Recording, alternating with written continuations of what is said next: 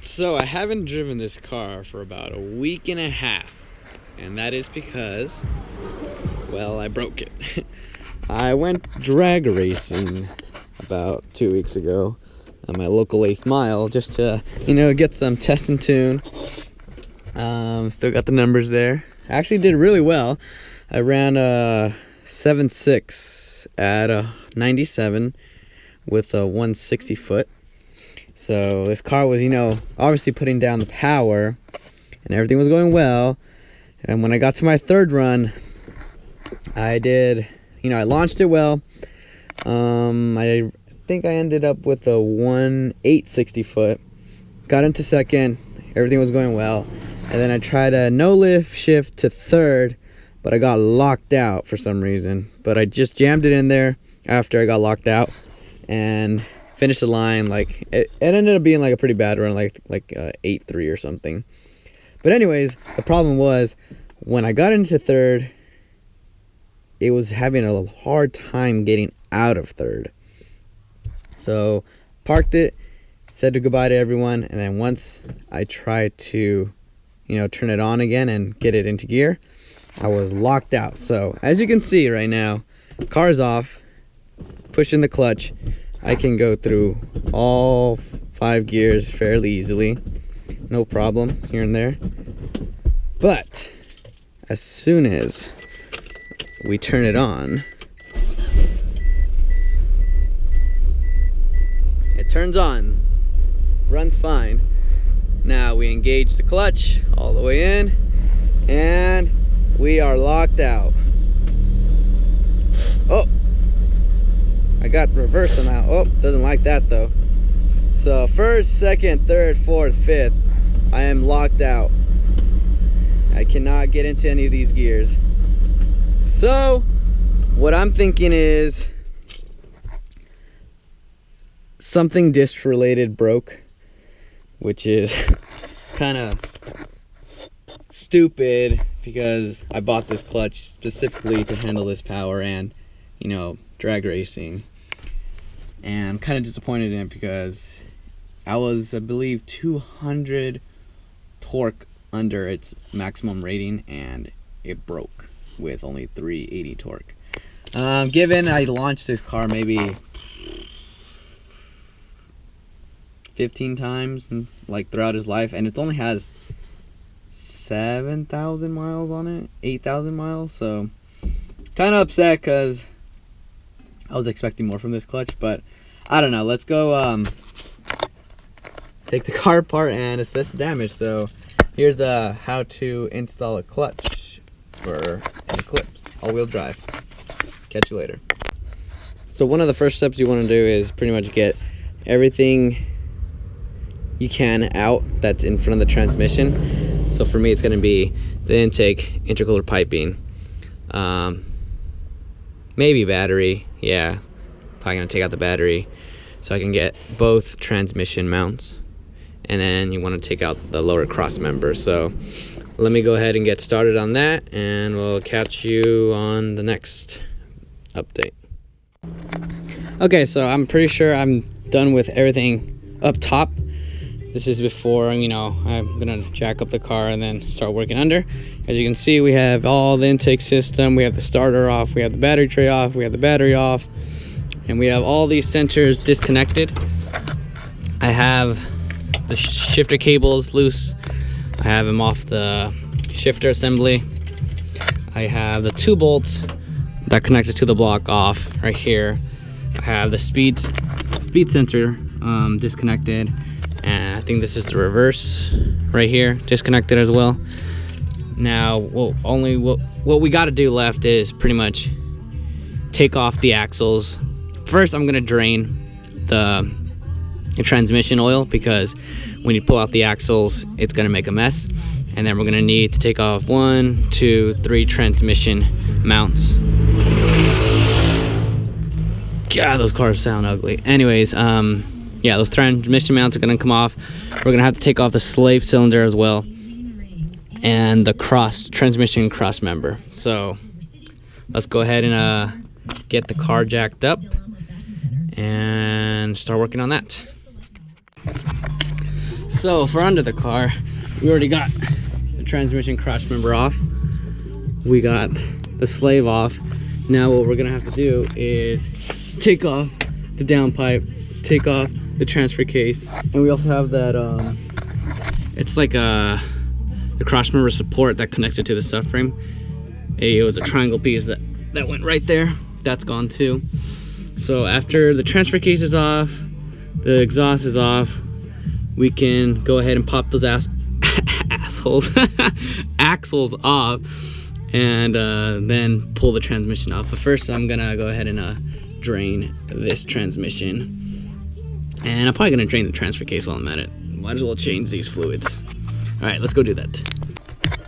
All right guys, as you can see, the parts pile is growing. What we did is we finally got the transfer case off. We got both wheels off. We drained all the oil from both transmission and transfer case. Now I got both axle nuts off. If your rims don't have this cap, you can do it while the car's on the floor, but mine did, so I had to take off the wheels first and then have someone press on the brakes while I loosen that. So that's loose now, and we have both sides off. So now what we're gonna do is get the axles off, and how I do this is I loosen this lower control arm bolt so it can just drop down, and you'll be able to swing the whole knuckle assembly, and you'll be able to swing it enough to just turn it one way and pull the axle out. So let's go ahead and get doing that and catch you back. All right, axles are off now. For the driver's side, it's fairly easy. You just gotta undo those 2 bolts on the block, and you will literally can just pull it out and it will come out. Like I said, for the control arms, all you gotta do is remove the fork that's connected to the strut bolt, and then the one that's connected to the subframe bolt. And then this will swing around, and then you will be able to turn this at will and to get out the axles. However, the passenger side, it's fairly difficult to get out. You have to pry it out of the transmission because it actually has a locking ring around. So I'm pretty sure there's tools for this, but you got to be careful because the transmission is aluminum casing. You don't want to damage it. What I find to be most beneficial and easiest is to get one of these chisels and gently jam it between the transmission and axle as such. So you want to put it in here and just hammer it, like wedge it in between so that it will pop it out. But yeah, that's that. Everything's out of the way officially now. We just got to go ahead and support the transmission and take off those 2 transmission mounts, and we will have the clutch in view now and assess the damage. All right, we are officially done with everything. Now the only thing left to do is to pry off the transmission. We have this motor mount gone. We have this motor mount loose and wiggling free. I don't know how you guys do it, but the way I do it is I first loosen up all the bolts of the the transmission mount that is connecting it to the actual chassis, and then I remove the bolt of the one that goes right here, so you can slide that out, bring it out. This one, it's a bit too cramped to bring it out completely, so I have it just separated. So took out the one that's holding the actual mount, and then took out the bolts that are holding the mount to the subframe. So this is going to be for only 6-bolt to 2G transmission specific, because you're mixing motors and transmissions, so they're not going to have all the same mounting points that you would normally have, and say just a 7-bolt 2G or a 1-bolt or a 6-bolt 1G. So 2G 6-bolt 2G trans specific. There's only 4 bolts holding the transmission to the motor. First one's right here, second one's right there, third one is down here, and the fourth one is under the car. Oh, under the car right there. So now you can officially start prying off this transmission from the car or the motor. All right, let's go see what damage I've actually caused. I don't know if you can hear that, but someone's ripping it over there.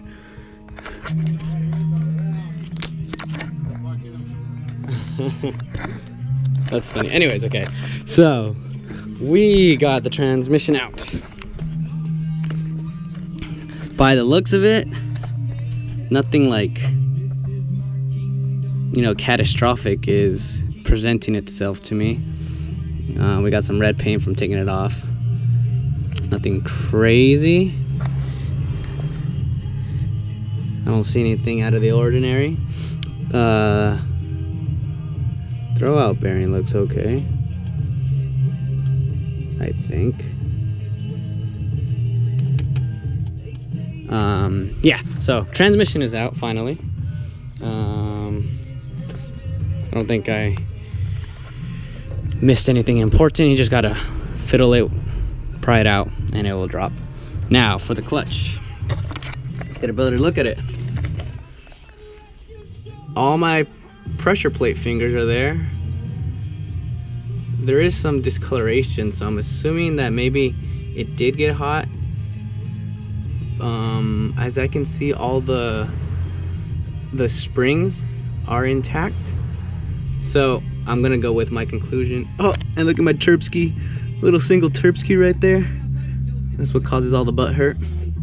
What was I saying? Oh yeah, so my assumption is that it got too hot and it welded itself to the pressure plate or flywheel. So let's go ahead and take it off and find out.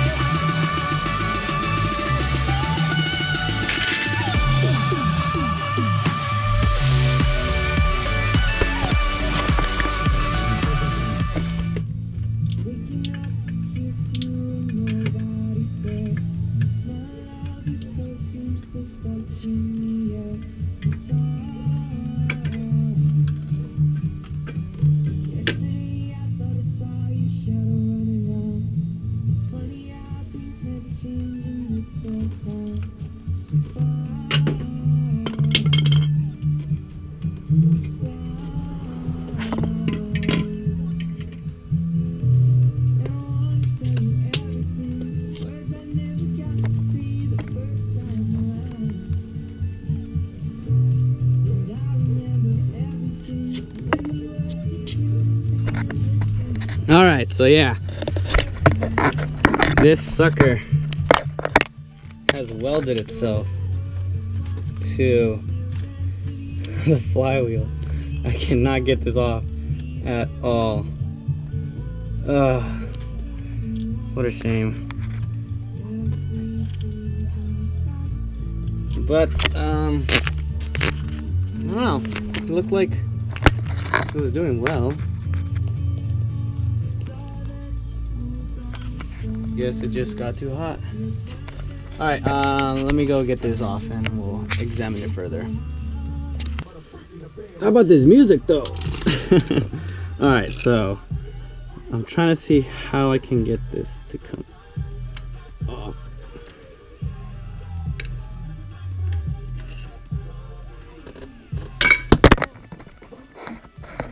Hello. There she is. That was pretty violent. Cool.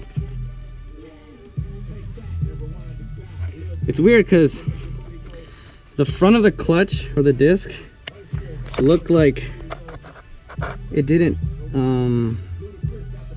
break in enough, but yet you look at the rear and this is fully, you know, like the whole disc is making contact to the flywheel. So now there you have it. What is this? This is a South Bend SSX/TZ combo. Tim was telling me that Kevlar usually doesn't weld itself to the flywheel, but that's exactly what happened here. So I really did like this clutch. Like, it grabbed hard, it felt like stock, but then this happened. I can't complain much because it was holding up pretty well until I launched it at the track on E85. 91, it was doing well as, I don't know, man, like there's like a lip around the flywheel where it hasn't made contact. But yeah, there's the diagnosis. Welded clutch disc to the flywheel. Ta-da.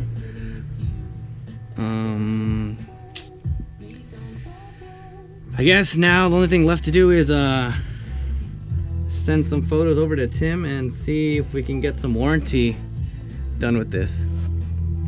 All right, guys, that's, I guess, the end of part 1 for this. And in part 2, I'll show you guys how to install a clutch again and button it up. So keep boosting.